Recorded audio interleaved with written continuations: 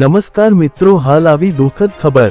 કાલાવડ નજીક રણુજા રોડ પર કાર અને સ્કૂટર વચ્ચેના અકસ્માતમાં મોરબીના દંપતીને ગંભીર ઈજા। જામનગર કાલાવડ ધોરી માર્ગ પર રણુજા ગામના પાટિયા પાસે કાર અને એક્ટિવા સ્કૂટર વચ્ચે અકસ્માત સર્જાયો હતો, જે અકસ્માતમાં મોરબીના વતની એક દંપતીને નાની મોટી ઈજા થઈ છે અને સારવાર માટે હોસ્પિટલમાં ખસેડાયા છે।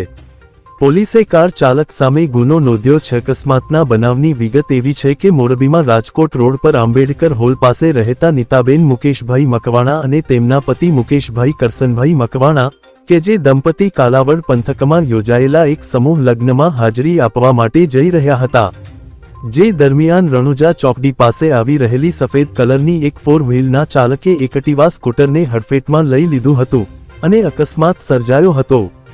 કારની ઠોકરના કારણે એક્ટિવા સ્કૂટર ચાલક મુકેશભાઈ અને પાછળ બેઠેલા તેના પત્ની નીતાબેન બંનેને શરીરે નાની મોટી ઈજા થઈ હોવાથી સારવાર માટે હોસ્પિટલમાં ખસેડાયા છે। આ અકસ્માતના બનાવ અંગે સ્મિતાબેને સફેદ કલરની અજાણી કારના ચાલક સામે ફરિયાદ નોંધાવતા કાલાવ ટાઉન પોલીસે તેની અકસ્માત મામલની ભાગી શોધખોળ હાથ ધરી છે।